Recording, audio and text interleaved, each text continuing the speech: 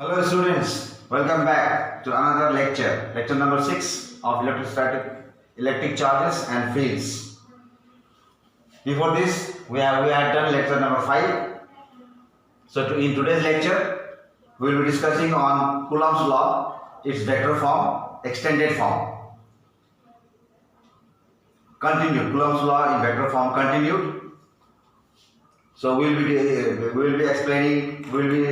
discussing in detail about Coulomb's law, its various aspects, and at the same time we will discuss the relationship between electrostatic force and gravitational force, and some important points we will discuss, and then like value of G, value of K, permittivity, all these things, and similarity, difference between electrostatic force and gravitational force, and the ratio between electrostatic force and gravitational force for pair of protons, pair of electrons, and pair of charges, and simple numericals based on electric charges, and based on electric charges, the force between two electric charges, and some other numericals, whichever comes. So let us make our heading.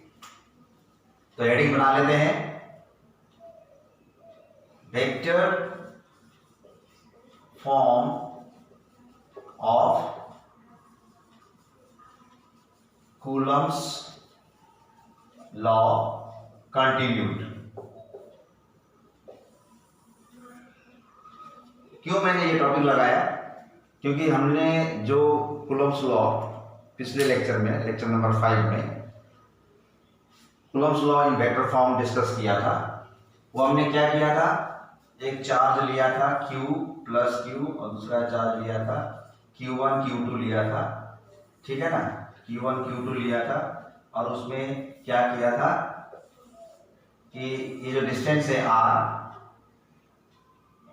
यहाँ पे एक origin वगैरह लिया था, ऐसे लिया था, ये R1 था, ये R2 था, ठीक है ना, ये R1 था, ये R2 था, और यहाँ पे एक उसका डिस्प्लेसमेंट वेक्टर का डायरेक्शन R21 किया, और यहाँ पे एक फोर्स था F, ये मान लो ये 1 है, ये 2 है, फोर्स ऑन 1 ड्यू टू 2, है ना, फोर्स ऑन 1 ड्यू टू 2,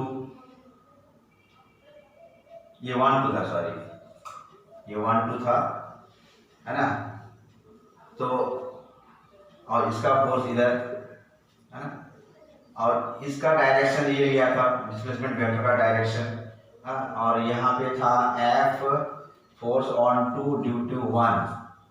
जब हमने F12 का फॉर्मूला निकाला था K Q1 Q2 by R square into R, इसका डायरेक्शन क्या है, इसका डायरेक्शन है इस तरफ, इसका डायरेक्शन इस तरफ है, तो हमने यहाँ पे क्या लिखा था, 2 1 करके लिखा था, यहाँ पर 1 2 लिखा था, और यहाँ पर 2 1 लिखा था।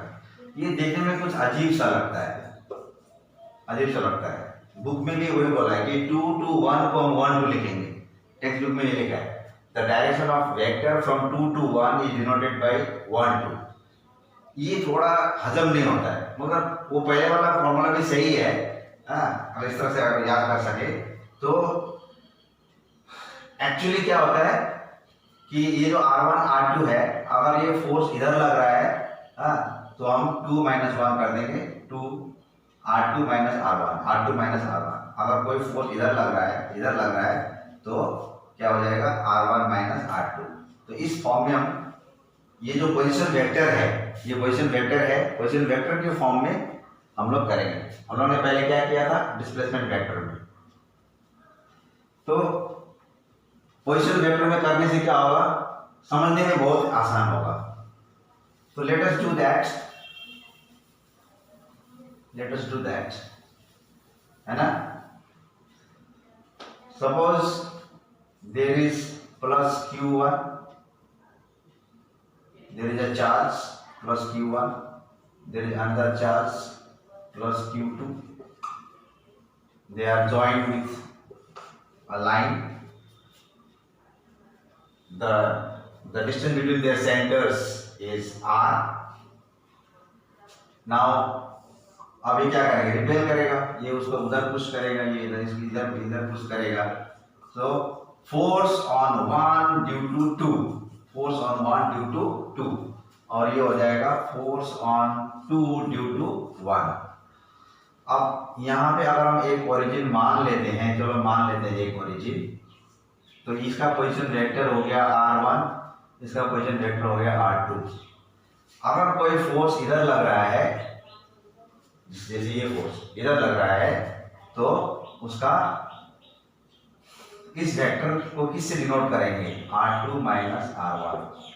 कैसे हुआ ये r2 माइनस r1? हाउ? अगर ये एक वेक्टर है, so applying triangle law, triangle law, r1 plus this vector is equal to r2, then this vector is equal to r2 minus r1. So any force acting in this direction is represented by this vector r2 minus r1. And if any force is acting in this direction, suppose this is r mod, distance को mod में लेते हैं, अगर कोई force इधर act कर रहा है तो उसको हम ले लेंगे in this direction, we will take r1 minus r2, r1 minus r2. 2 से अगर नहीं 1 से अगर 2 में जाए उस डायरेक्शन में, तो 2 माइनस 1 फाइनल माइनस इनिशियल, और 2 से अगर 1 की तरफ जाए तो वो वेक्टर हो जाएगा r1 vector minus r2 vector. 1 से 2 की तरफ 2 माइनस 1, और 2 से 1 की तरफ 1 माइनस 2. ओके, ये है वेक्टर नोटेशन. तो any force acting in that direction is represented by this vector, and any force acting in this direction is represented by this vector. अब हम फॉर्मूला लगाते हैं फोर्स का. फोर्स 1 2, फोर्स 1 2 अगर vector form में लिखना है, पहले हम मैग्नीट्यूड में लिखेंगे k q1 q2 by r mod square. This is the formula of Coulomb's law. Okay, q1 q2 by r square. But since we write in vector form, ये तो मैग्नीट्यूड हो गया. अब क्या करें, वेक्टर फॉर्म में लाने के लिए we have to show the direction. To show the direction, we need to put one unit vector. Okay, put one unit vector. So what is the unit vector? Unit vector formula is, suppose I cat, I cat is a unit vector. How we will write? I vector I है ना, I divided by I vector का modulus. उसी तरह अगर a cap निकालना है तो a vector divided by a का modulus magnitude. This is the formula of finding unit vector. तो क्या करेंगे यहाँ पे, 1 2 force 1 2, force on 1 due to 2. 1 मतलब ये, इसको 1 कर देते हैं, इसको 2 कर देते हैं. Force on 1 due to 2 is represented by F12. So F12 is in this direction. So this is represented by R1 minus R2. Vector. Vector is R1 vector minus R2 vector का cap. मतलब ये unit vector हो गया. So once you put unit vector over here, multiply with unit vector, then it will give the direction. Otherwise, this is only the magnitude. Okay. In the previous lecture, we had discussed about the quantitative statement of Coulomb's law. Now this is vector, and this vector is represented in terms of a vector that involves the two position vectors. We are not writing r12 या r21 हम नहीं लिख रहे हैं, ये बड़ा confusing होता है. 1 2 क्या है, 2 1 क्या है, r का डायरेक्शन और फिर f का डायरेक्शन कुछ मैच नहीं कर रहा है. तो अगर उसको याद कर सकते हैं तो ठीक ही है. तो इसको याद अच्छी तरह से करने के लिए इजी तरीके से कैसे हो सकता है, उसके लिए मैंने दिखाया थोड़ा सा extended form. Okay, now k q1 q2 divided by r modulus square into, convert this unit vector into this form. Okay, into this form, what we will write? r1 vector minus r2 vector divided by modulus, isn't it? r1 vector minus r2 vector mod. So what we can write now? F equals to F12 equals to F12 equals to k q1 q2 divided by, now this r is what? This r is what? r1 minus r2, r1 vector minus r2 vector mod, and also r2 minus r1 vector mod, r2 vector minus r1 vector mod. मतलब ये जो vector है इसका अगर हम mod करेंगे तो एक आंसर आएगा, और ये जो वेक्टर है उसको हम मॉड करेंगे, मैग्नीट्यूड निकालेंगे तो एक आंसर आएगा। दोनों आंसर आगे बराबर। आंसर मतलब दोनों के बीच का डिस्टेंस, कितना लंबा वेक्टर है उसके बीच का distance. So the length of the vector, if you find modulus you will get the magnitude, and magnitude is r vector for this also and for this also. Okay, तो ये जो are modulus है, इस are modulus में हम क्या कर सकते हैं? दोबारा इसको पुट कर सकते हैं। सो r1 vector minus r2 vector का होल स्क्वायर हो गया।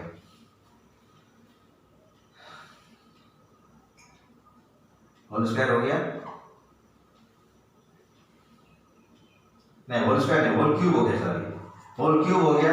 स्क्वायर यहाँ पे स्क्वायर नहीं है, into r1 vector minus r2 vector, ये हो गया the form of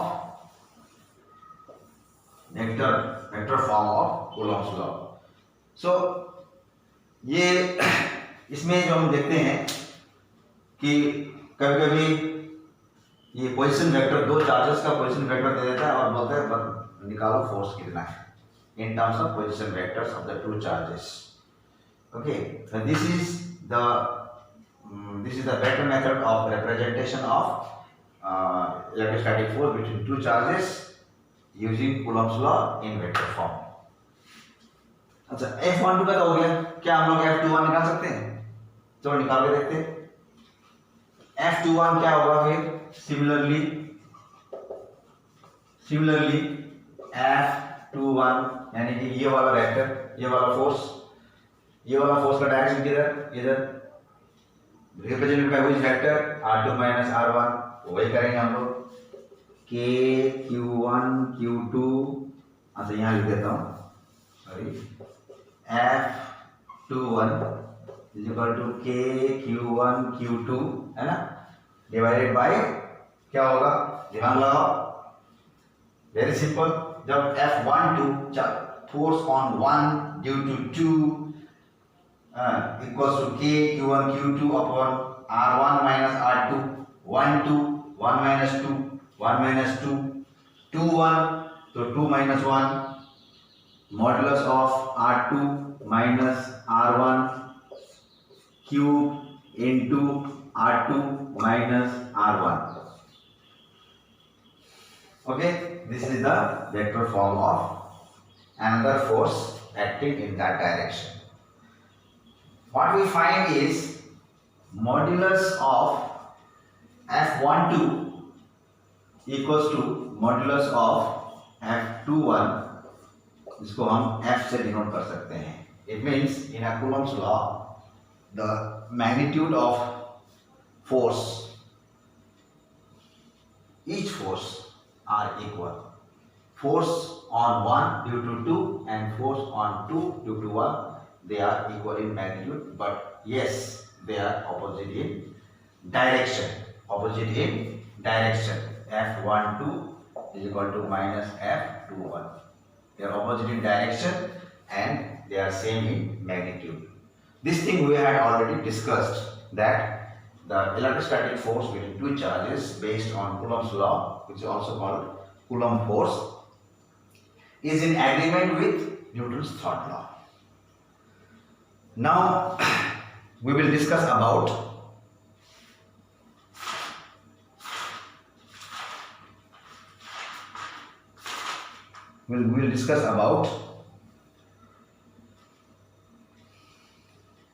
relation between another topic, relation between Fe and Fg. Fg क्या है? What is Fg? Fg क्या है? Fg is gravitational force between two bodies anywhere in the universe. Okay, what is Fe? Fe is the electrostatic force between two charged particles.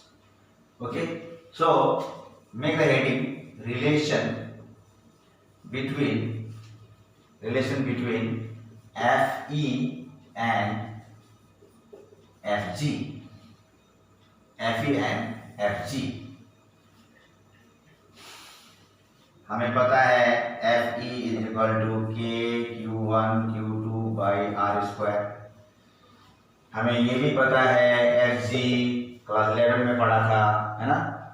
11 को बार बार मैं बता रहा हूँ, डर तो नहीं लग रहा है? डरने की क्या बात है, अब 11 खत्म हो गया, अब 12 की बात करते हैं. Fg equals to Z into M1 M2 by R square. जान पहचान हो रही है? ये जब हम पढ़ रहे थे तो मैंने बोला था कि क्लास 12 में इसी के जैसा एक आने वाला है इलेक्ट्रोस्टैटिक्स में. Fe electrostatic force, gravitational force. Constant is K, constant is G. ये K और G में भी कुछ डिफरेंस है. K का वैल्यू क्या है यहाँ पे? 9 into 10 to the power 9 newton per metre square, newton metre square per coulomb square. मैं पहले भी बता चुका हूँ, आई टोल्ड ऑलरेडी. और G का वैल्यू क्या है यहाँ पे? 6.67 into 10 to the power minus 11 newton metre square per kg square. Look at the units. Newton meter square per coulomb square, Newton meter square per kg square. Only one difference is there. It is in terms of kg because it deals with masses, and it is in terms of coulomb because it deals with charges. इतना ही फर्क है. But when you find measure or compare, this value is quite larger than this value. There is 10 to the power minus 11 और यहाँ पे क्या है? 10 to the power 9 है. ये काफी छोटा है इससे G. जब G छोटा होता है तो Fg भी छोटा होगा और Fe बड़ा होगा. That means if you compare the magnitude of electrostatic force and gravitational force between two particles. Remember, when we take two particles, they have mass and they have charge. If you take two charged particles, these charged particles also have mass. For example, two electrons. अगर हम दो electron को लेते हैं तो दोनों electron के पास charge होता है क्या नहीं? और मैंने बोला था चार्ज के साथ मास भी आ जाता है. Charge always comes with mass. तो यहां कर सकते हैं कि as K is much greater than G implies Fe is much greater than Fg. यानी Fg is very much smaller. Fg is very much smaller. Okay? Fg is very much smaller. अब इसमें देखते हैं Fe, इसके अंदर Fe जो है कैसे वेरी करता है? It's directly proportional to the product of charges, and Fe is inversely proportional to 1 by R square. Fg करते हैं यहाँ पे Fg Fg is directly proportional to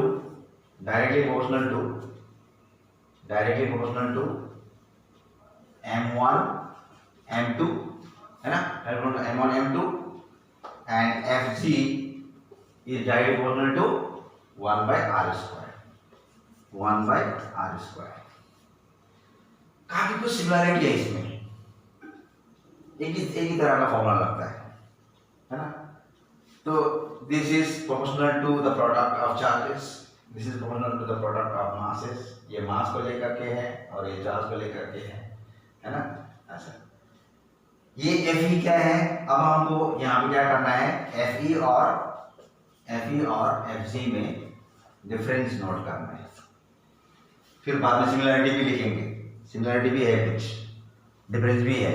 so in board exams the difference between Fe and Fg, comparison between Fe and Fg, ये सारा question आता है। तो number 1 point क्या हो सकता है, Fe और Fg में डिफरेंस का। What is number 1 point difference का? Fe is much greater than Fg, सही है, as K is greater than G। ये जो K की वैल्यू G से काफी बड़ा है, देख लो यहाँ पर नंबर है ना, वैल्यूज देख लो, इसकी वजह से Fe greater than Fg। तो यहाँ पे क्या करेंगे हम लोग, Fg is much smaller than Fe है ना, Fe as G is much less than K। ये पहला पॉइंट हो गया। सेकंड पॉइंट, क्या डिफरेंस हो सकता है इसमें? सेकंड पॉइंट, अच्छा ये बताओ, ये G क्या है? What is G? G is called universal gravitational constant. अगर हम उसको अर्थ में रखें, मून में ले जाएं, वाटर में ले जाएं, एयर में रखें, किसी भी मीडियम में रखें, क्या ये G चेंज होगा? Obviously not. That's what we had studied. G is universal gravitational constant. It is not going to change. No change. If there is no change in G, then Fg also will not change. Okay? Because of G. So Fg, ये G किसी भी medium में रखो, पानी में रखो, जमीन में रखो, एयर में रखो, कहीं भी रखो, ग्लास में रखो, G वही आने वाला है। यानी कि ये G जो है Fg किसी मीडियम में डिपेंड नहीं करता है। So Fg does not depend on medium, okay, but Fe depends करता है क्या ये? Does it depend? Depends on a medium, as K depends, as K depends। K अलग अलग मीडियम में अलग अलग होता है, ये K सिर्फ कांस्टेंट है, the universal constant, only constant. It's formula is 1 by 4 pi epsilon. हम लिखते हैं एप्सिलॉन नॉट, टेक्स्ट बुक के आधार पर, according to text book we write epsilon naught. Epsilon naught क्यों आता है वो समझना जरूरी है। We have to bring the field. K equals to 1 by 4 pi epsilon। Epsilon का मतलब होता है कोई भी मीडियम हो सकता है ना, रिलेटिव परमिटिविटी, वो अगले में आएगा topic. If it is in air, अगर एयर में है या फ्री स्पेस में है या तो वैक्यूम में है तो एप्सिलॉन नॉट हो जाता है। तो एप्सिलॉन नॉट का जो वैल्यू है एयर में, परमिटिविटी का जो वैल्यू है एयर में, वो है 8.854 × 10⁻12 कूलम स्क्वायर पर न्यूटन पर मीटर स्क्वायर। मैंने पहले वाले लेक्चर में भी दिया था।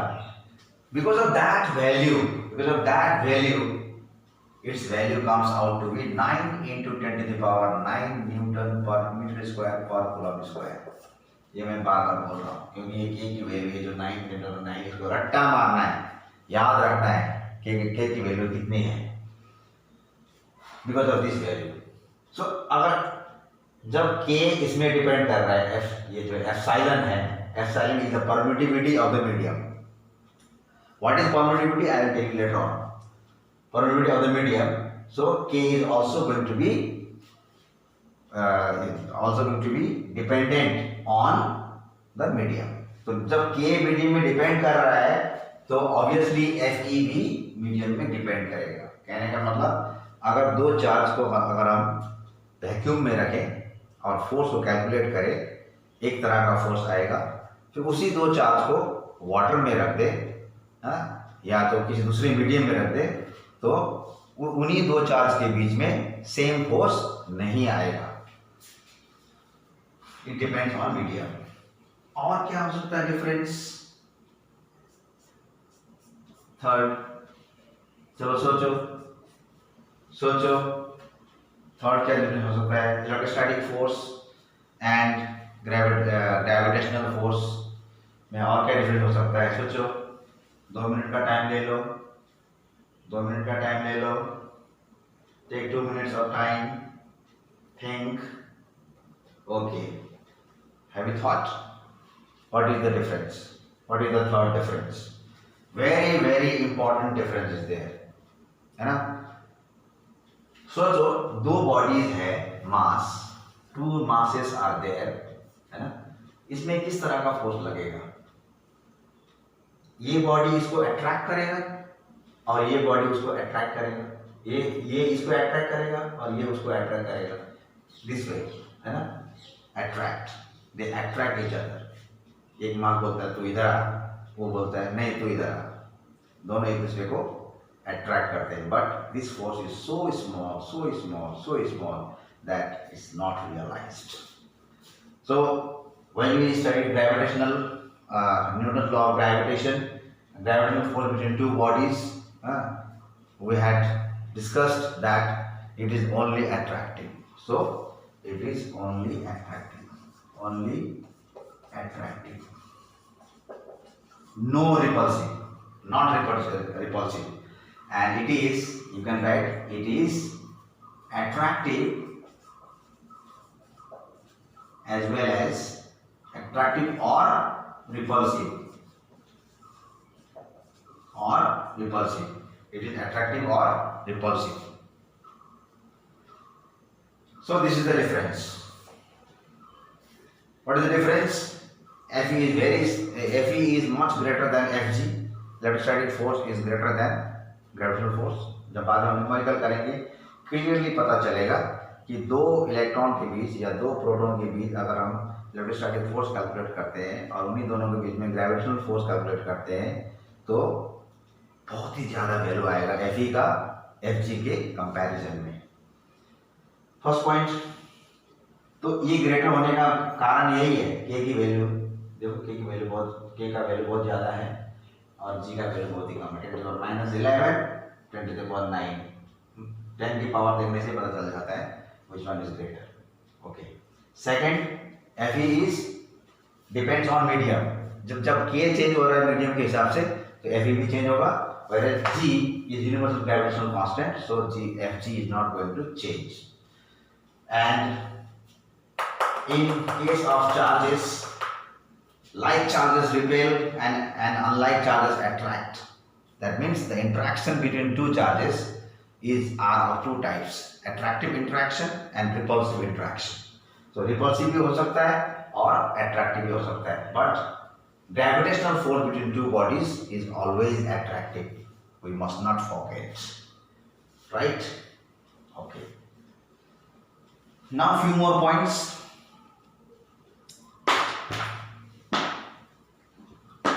ये तो हो गया डिफरेंस, है ना? Difference.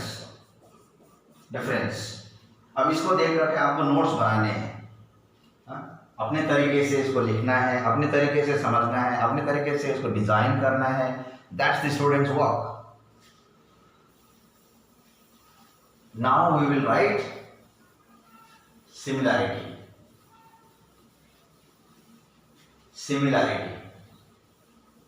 What is the similarity?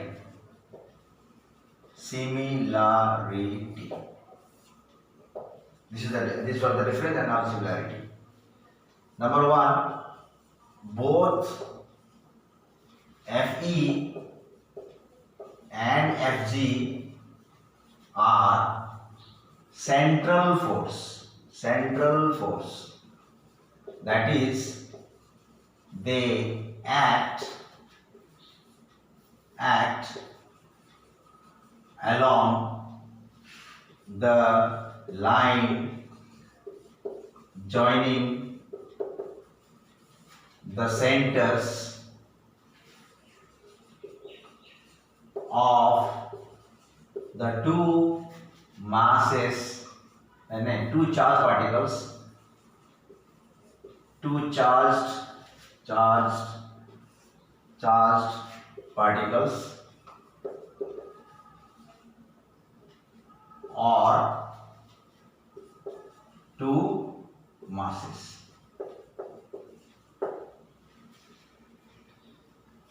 Both Fe and Fg are central force. क्या है central force? पढ़ा था. That acts along the line joining the centers. Central force and act along the line joining the centers. कहने का मतलब अगर ये एक चार्ज है प्लस क्यू, यहाँ दूसरा चार्ज है प्लस क्यू, सोच लेते हैं. हाँ, क्यू क्यू बराबर हो सकता है. दोनों को आर की दूरी पर रखा. ये इसको इधर पुश करेगा, रिपेल करेगा, इधर ऐसे, इसको इधर रिपेल करेगा, लेकिन लाइन वही मेंटेन होगा. ऐसे कभी नहीं होगा कि ये थोड़ा सा इधर खिसकेगा, ऐसे इस तरह से नहीं होगा. along the line the force will act. ये फोर्स इसी लाइन पे रहेगा, थोड़ा सा इधर इस तरह से नहीं होगा. This is wrong. ओके, तो एक ही लाइन में रिपेल करेंगे या तो अट्रैक्ट करेंगे. रिपेल करेंगे या तो अट्रैक्ट करेंगे, but line will be same. Okay, second,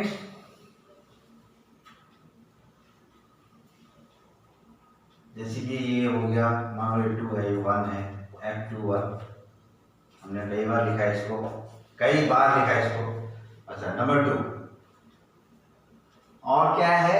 what is the other similarity? Other similarity is that both Fe and Fg obey inverse square law. पढ़ा था.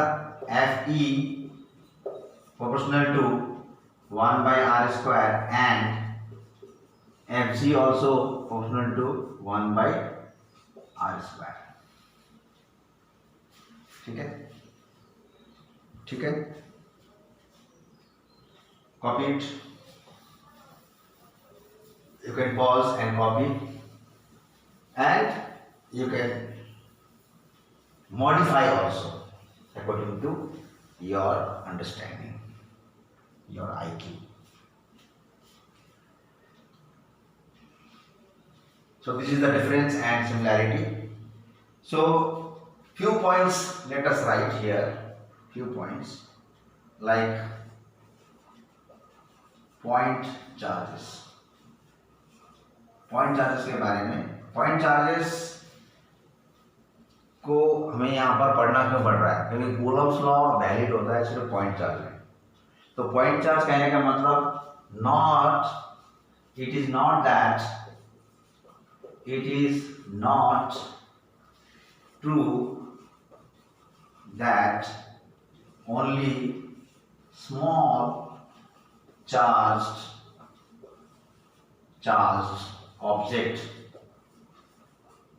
objects are treated as point charge. विश्वास नहीं हुआ ना? Unbelievable. हम point charge की बात करते हैं और जब बोल रहे हैं तो बहुत ही छोटा charge, small very minute charge is called point charge. और फिर हम लिखते हैं कि ये सही नहीं है कि स्मॉल चार्ज बॉडी है तो उसको हम पॉइंट चार्ज बोलेंगे. बड़ा चार्ज बॉडी भी पॉइंट चार्ज हो सकता है. अब उसको समझेंगे कैसे? If the charge is like suppose charge body is a sphere of radius say 10 centimeter, as 10 centimeter, and there is a charge body of sphere 5 millimeter. Okay, so we would be thinking that 5 millimeter radius spherical charge is the point charge and that bigger one is not the point charge. No, bigger one is also a point charge, provided bigger one is also a point charge, provided the 2 point charges of the identical shape, 2 point charges of the identical shape are placed quite far from each other, quite far from each other. बहुत बड़े बड़े charge है ये, है ना, बहुत बड़े बड़े चार्ज है, काफी दूर रखा हुआ है। इसका रेडियस जो है r और मान लो ये डिस्टेंस है d, है ना, डिस्टेंस d है और इसका रेडियस भी r है। तो कंडीशन इज व्हाट, कंडीशन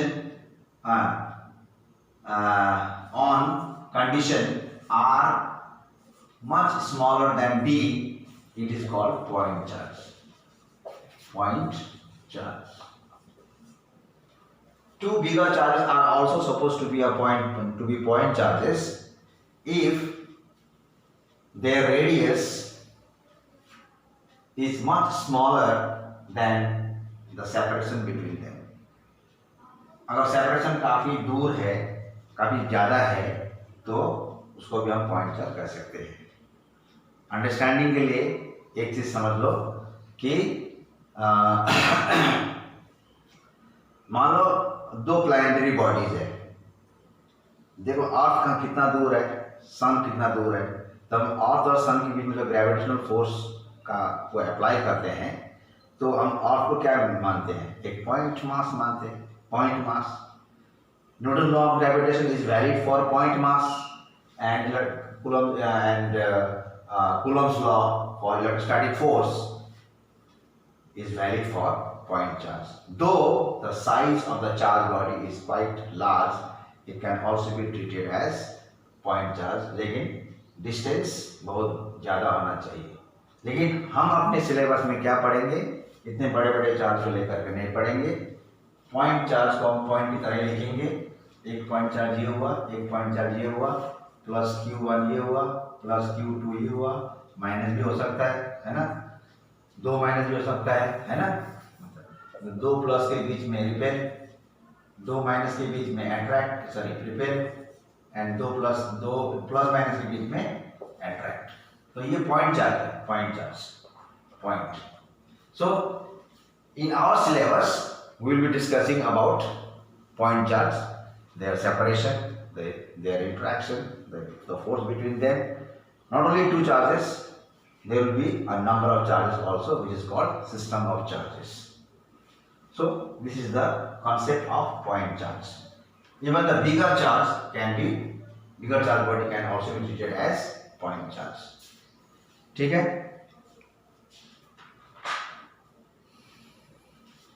अब मैं एक बात करना चाहता हूं, यहाँ पे हमारे पास k की वैल्यू क्या है, 1/4 pi epsilon, 1/4 pi epsilon, not e, epsilon. Epsilon is what, permittivity of a medium, If permittivity is more, then K is less, then Fe is also less. If permittivity is less, K is more, and Fe is also more. Permittivity.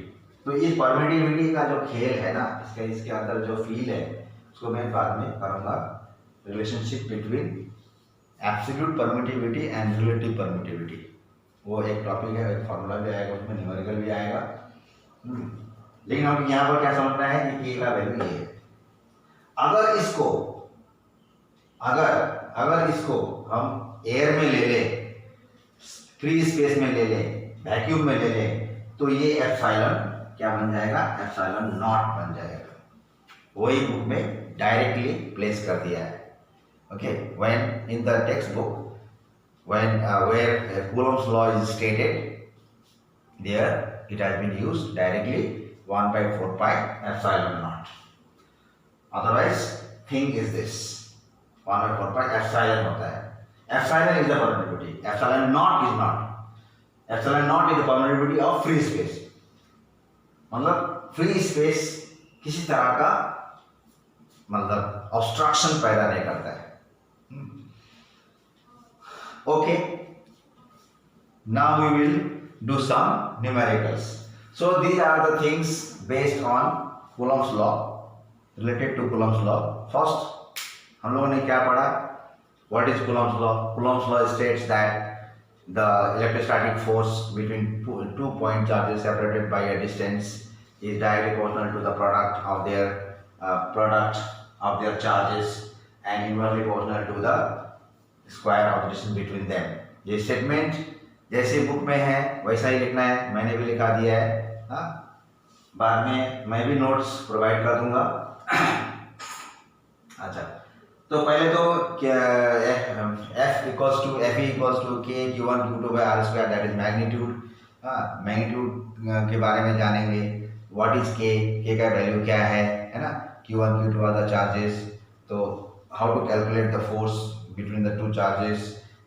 तो Coulomb ने किस तरह से calculate किया force को, उसमें magnitude के बारे में।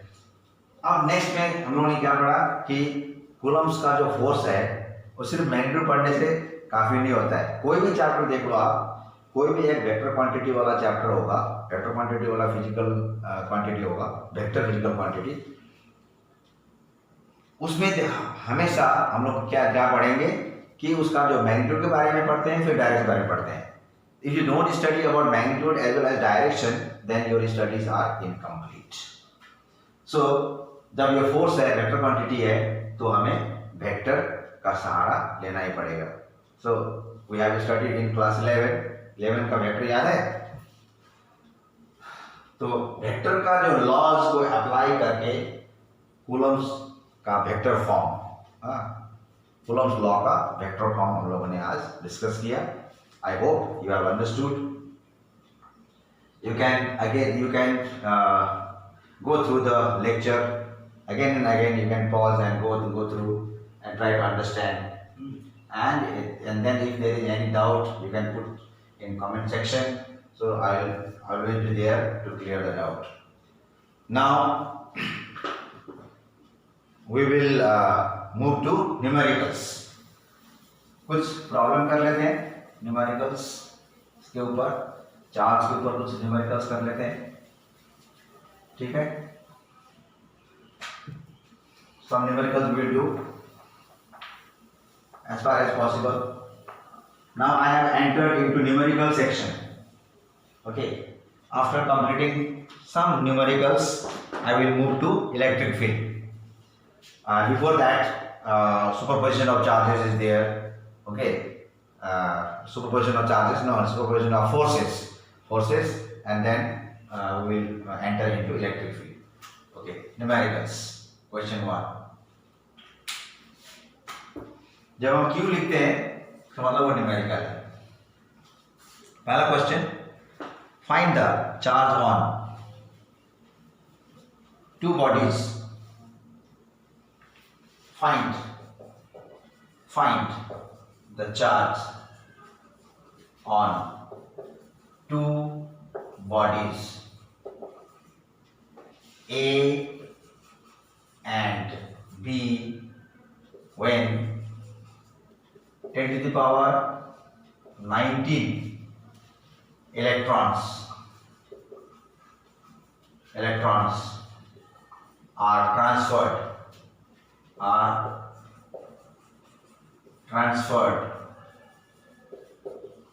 from A to B.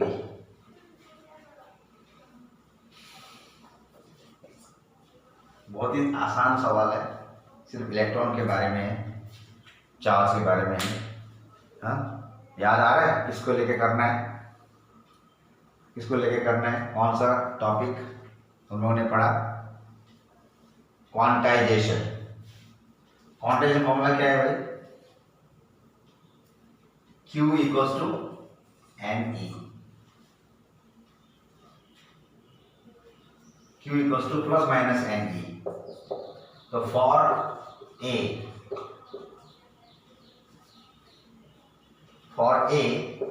Q equals to A को कितना इलेक्ट्रॉन मिला, ए को 10 टू द पावर, नहीं ए ने इलेक्ट्रॉन सप्लाई किया ना, सप्लाई किया, तो ए का पॉजिटिव हो जाएगा। How many electrons it has lost, it will have same number of positive charge. Okay, suppose for example sodium atom से अगर एक इलेक्ट्रॉन निकलता है तो प्लस वो चार्ज बन जाता है। अगर दो इलेक्ट्रॉन निकलता है किसी एटम से तो 2 plus, 3 electrons 3 plus. So how many electrons are lost by A? Based on that, we will calculate the charge on electron, Ne plus Ne. So plus Ne is 10 to the power 19 into E is 1.6 into 10 to the power minus 19. We will not write minus sign here because the positive charge due to release of electron it will become a positive charge. अगर हमने यहाँ पर minus लिख दिया तो charge negative हो जाएगा, तो this cancels 1.6 coulomb. For A यानी कि चार्ज ऑन A, तो चार्ज ऑन B क्या हो जाएगा, मान लो ये QA है, तो यहाँ पर हम QB कर सकते हैं, QB we can write। When B is receiving electrons, what it will be? It will be negatively charged, obviously. How much? Minus Ne. Okay, minus we have already put here, so charge of E is we will write in magnitude. So minus 10 to the power 19 into 1.6 into 10 to the power minus 19 coulomb. If you cannot see that side, again I will write here minus 10 to the power 19 into 1.6 into 10 to the power minus 19 coulomb. Plus 19 minus 19 cancelled. What is left? Minus 1.6 coulomb. So बिल्कुल ही आसान सवाल, क्योंकि start कर रहे हैं numericals, आसान से ही start करना पड़ेगा। So charge on A positive 1.6 coulomb and charge on B minus 1.6 coulomb अगर ए बी को 10 to the power 19 इलेक्ट्रॉन दे देता है। तो नेक्स्ट क्वेश्चन में आते हैं 1.8 microcoulomb minus 3. How many electrons must be given to a body of charge, body with charge plus 1.8 microcoulomb, so that its net charge becomes minus 3.0 microcoulomb. Question समझ में आया? मैं जरा मिटा देता हूँ। क्वेश्चन समझ में आया? What is the question? What is the question?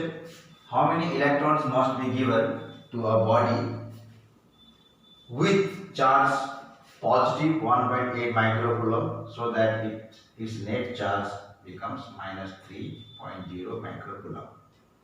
उसके बाद पहले से चार्ज है plus 1.8 microcoulomb, अब उसको हम इलेक्ट्रॉन दे रहे हैं, इलेक्ट्रॉन दे रहे हैं, पहले तो अपने आप को बैलेंस करेगा, दे रहे इतना ज़्यादा दे दिया कि अब वो प्लस वाला चार्ज है वो बैलेंस होके भी अब माइनस होना शुरू हो गया, माइनस होते -3 हो गया। तो कितने इलेक्ट्रॉन हमने दिया, देखो कितना दिया वो हमें फाइंड करना है। कौन सा फॉर्मूला करें, फॉर्मूला कौन सा करें, हमारे पास हमने बहुत ज़्यादा फॉर्मूला नहीं पढ़ा है चार्ज के बारे में, एक ही फॉर्मूला पढ़ा है, Q = NE, है ना, वही कर देते हैं। ओके, लेकिन इसके पास जो चार्ज है उसको हम कुछ ले लेंगे, ठीक है। So our answer is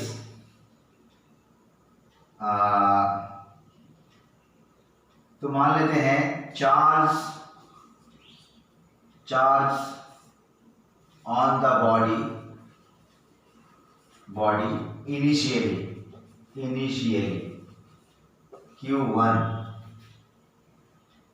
Q कर देते हैं, Q, ठीक है, Q equals to plus 1.8 microcoulomb, convert into coulomb, 1.8 into micro, पता है माइक्रो को कूलम कैसे करेंगे,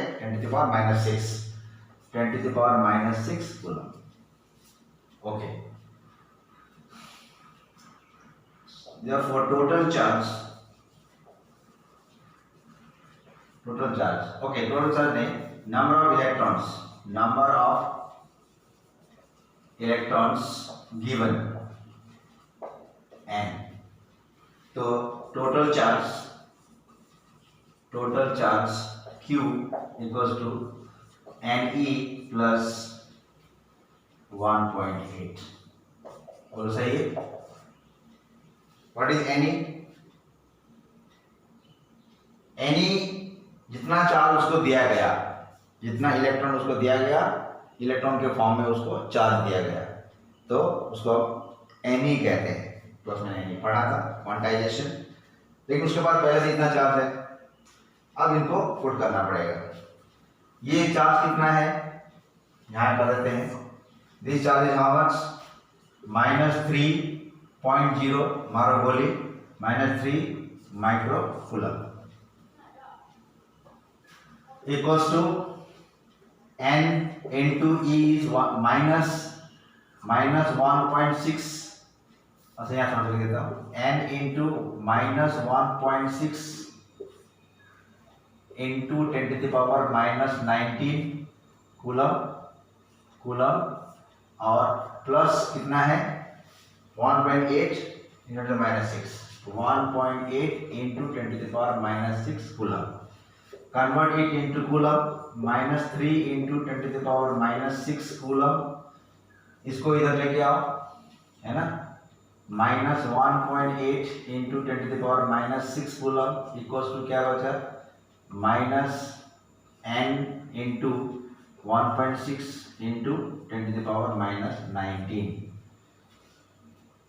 शायद नहीं दिख रहा होगा उधर, मैं दोबारा से कर देता हूँ,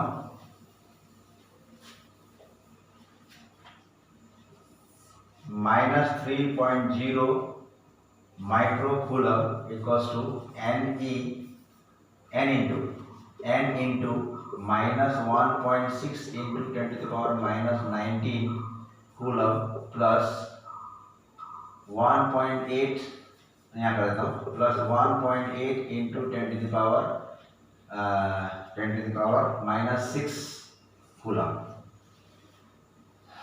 This is -3 into 10⁻⁻6 coulomb. This will come over here. -1.8 into 10⁻⁻6 coulomb equals to -1.6 into 10⁻⁻19 into n. तो n is equal to क्या हो गया? n is equal to हो गया -3 into 10⁻, ऐसा यहाँ पे -3 नहीं होगा,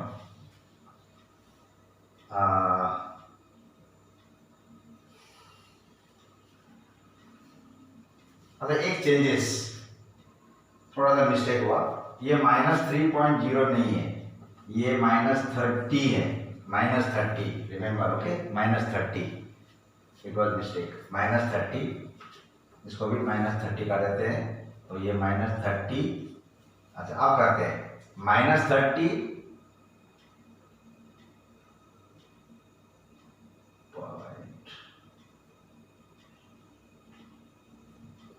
31.8, हाँ 31.8, 4.8। एक minute, let me check.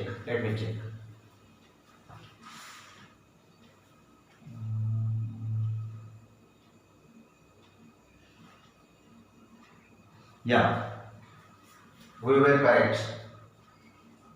-3.0. It was correct. Sorry once again. 3.0. It was correct. Okay, it was correct. -3.0. When we add this, it will be -4.8 into 10 to the power -6 coulomb. 4.8 into 10 to the power -6 coulomb. Because divided by, ये नीचे आ जाएगा -1.6 into 10 to the power -19 coulomb, है ना। Minus minus cancelled 1.6 in 4.8 cut 3, then what came? n is equal to, बताओ how much is n? n क्या आ रहा है? n आ रहा है, ये -19 ऊपर जाएगा, +19 -6 के साथ, हाँ वो अपना ये करेगा, पार करेगा, फिर 3 इंटू ये हो जाएगा -6, ये रहा, ये +19, तो 13, 10 to the power 13, 10 to the power 13. This is the number of electrons transfer given to the body with charge this much, so that it has total charge of -3.0. Sorry for interruption. I did a mistake there. There was 3.0, but I took 30. Actually, it was 3.0 only.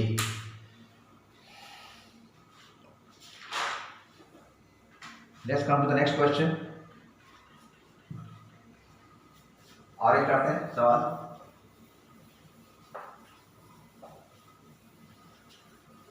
और एक सवाल करते हैं।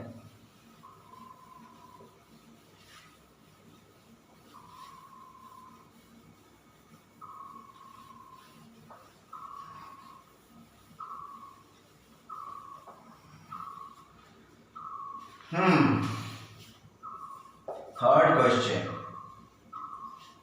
Calculate the positive, calculate the magnitude of positive and negative charge in a cup of water. एक cup water में कितने charge है? एक कप वाटर ऑलमोस्ट 250 ग्राम अप्रॉक्स। एक कप चाय कितना पीते हैं? एक कप चाय आधा किलो तो नहीं पीते, 250 ग्राम अप्रॉक्स। तो उस वाटर में टोटल चार्ज कितना होगा? What is total charge? अगर टोटल चार्ज की बात करें, total charge 0, because in water molecule all the atoms are neutral. जब एटम्स न्यूट्रल है तो प्रोटॉन की संख्या और इलेक्ट्रॉन की संख्या बराबर, so total charge will be 0। तो हमको तो निकालना है क्या? पॉजिटिव चार्ज निकालना है और नेगेटिव चार्ज निकालना है। तो जितना पॉजिटिव चार्ज होगा नेगेटिव चार्ज उतना ही होगा, लेकिन होगा कितना वो निकालना है ना। उतना ही होगा बोल के छोड़ देने से तो नहीं होगा। We have to find out how much. So our solution starts here. 250 gram of water, ये देख के हमको क्या लगता है? 250 ग्राम कितना पानी को हम 250 ग्राम बोलते हैं। अब यहाँ पर केमिस्ट्री आ गया, मोल कंसेप्ट आ गया। हमें पता है 1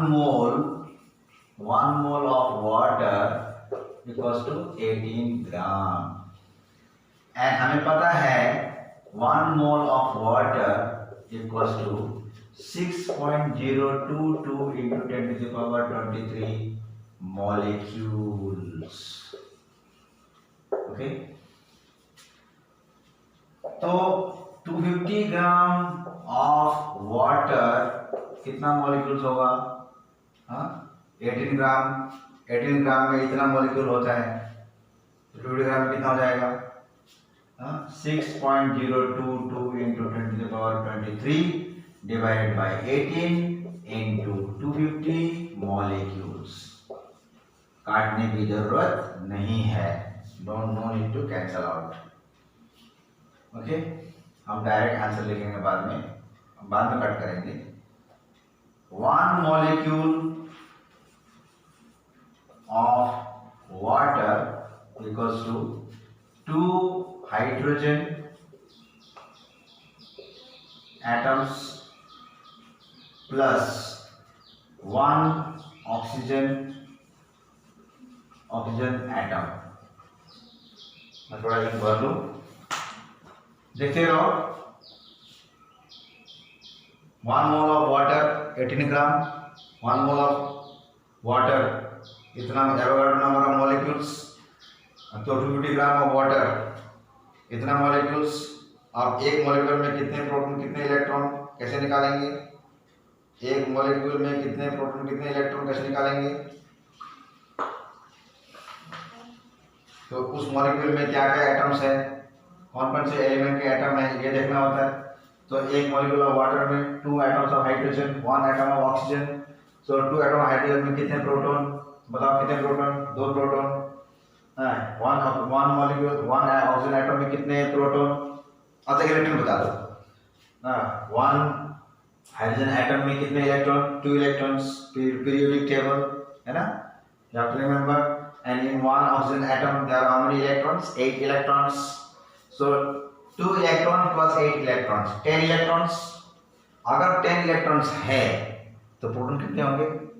10 प्रोटॉन्स, क्योंकि वाटर को क्या कहा जाता है? Neutral. Okay, so 10 protons plus 10 electrons 10 electrons। ठीक है, तो अब यहां निकालते हैं हम लोग पॉजिटिव चार्ज। पॉजिटिव चार्ज कितना है? मान लो इसको हम Q1 मान लेते हैं पॉजिटिव चार्ज। ये मॉलिक्यूल, एक मॉलिक्यूल में इतने प्रोटॉन है, 10 प्रोटॉन्स, 10 से इंटू कर देंगे।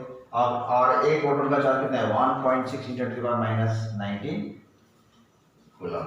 लिखेंगे कैसे? 6.022 × 10⁻23 upon 18 into 250 into 10 protons multiplied by charge of each proton 1.6 into 10⁻⁻19 coulomb। On calculation we get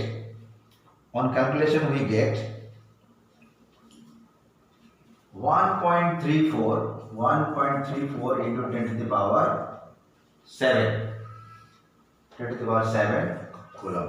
अब ये नहीं पूछना कि ये कैसे आया, you have to calculate, use the calculator and calculate, but you are not allowed to use it in examination। Try to calculate, and you have to apply different tricks for calculation। Okay, similarly negative charge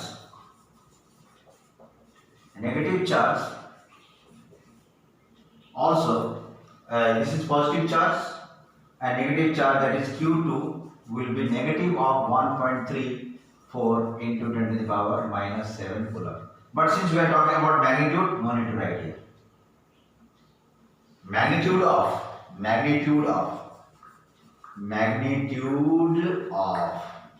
positive charge and magnitude of negative charge। 1.34 into 10⁷ coulomb.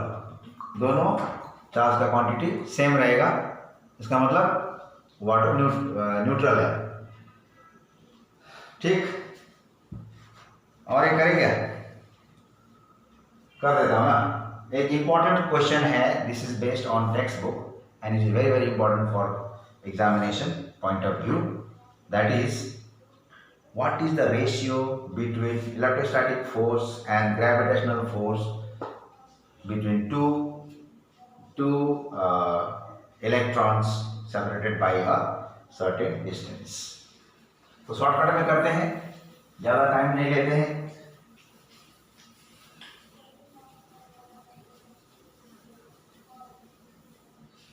Question, find Fe upon Fg for a pair of electrons kept at a distance of kept separately electrons separated by a given distance। कहता क्या है, सोच लो। Fe और Fg निकालना है। Electron ले लेते हैं। इलेक्ट्रॉन ये E हुआ, ये भी E हुआ, दो इलेक्ट्रॉन, उसके बीच की दूरी मान लो R, इसका चार्ज मान लो प्लस Q1, इसका चार्ज मान लो प्लस Q कर देते हैं। दोनों का चार्ज तो सेम रहता है, Q कर देते हैं, Q। Okay, and here you can draw mass of electron and here also mass of electron. Distance वही रहना पड़ेगा हमको, मास इलेक्ट्रॉन। ये जो डिस्टेंस है ये वही डिस्टेंस होगा। Consider it, this distance and this distance are same. Okay, here we have to find out Fe and from here we will find out Fg and let's see what is their ratio. लेकिन हम अलग अलग नहीं करेंगे, direct कर देंगे Fe upon Fg। For your kind information, E का value कितना है? 1.6 into 10 to the power -1.6 into 10 to the power -19 coulomb. अच्छा, and mass of charge Me का वैल्यू कितना है? 9.1 into 10 to the power -31 kg। 9.1 into 10 to the power -31 kg। Okay, Fe upon Fg. What is Fe? Kq into Q upon R square slash Fg कितना है? G Me into Me upon R square cancel. You have to apply the tricky तरीके से करना है ताकि answer आ जाए। ठीक है ना? Okay, now Fe by Fg क्या हो गई? KQ square divided by GMe का स्क्वायर। K की वैल्यू क्या है भाई? 9 into 10 to the power 9। Now we are familiar with into Q की वैल्यू क्या है? What is Q? Q is the charge of electron। कितना है? -1.6 10 to the power -19 कूलम। तो -1.6 into 10 to the power -19 coulomb का square divided by what is G? G is 6.67 into 10 to the power -11 kg। तो unit नहीं लिखते हैं, बाद में रेशियो कट ही जाएगा। -11 into Me कितना है? Mass of electron 9.1 into 10 to the power minus 31 का स्क्वायर। अगर कैलकुलेट करें, ओके, अगर शक्तिशाली तरीके से कैलकुलेट करें, हिम्मत बांध के, without any fault, without any mistake, अगर कैलकुलेट करें तो ये लगभग आ जाता है 10⁻42 इलेक्ट्रॉन के बीच, 10⁻42। अब आपके पास कुछ ऑप्शंस रहेंगे, अगर ये एमसीक्यू में दे दिया, हाँ, ऑप्शंस क्या क्या रह सकता है कि एक रहेगा 10⁻41, एक रहेगा 10⁻50, एक रहेगा 10⁻37, एक रहेगा 10⁻30। तो which answer you will take? Obviously the closest one, जो सबसे नजदीक है, इसके नजदीक। अप्रोक्सीमेटली ये आता है, लेकिन एग्जाम में, पेपर में एग्जैक्टली ये नहीं हो सकता है, उसके आसपास से कुछ हो सकता है, उसको टिक करना है। This is the ratio. So Fe upon Fg का वैल्यू आ गया हमारा 10⁻42।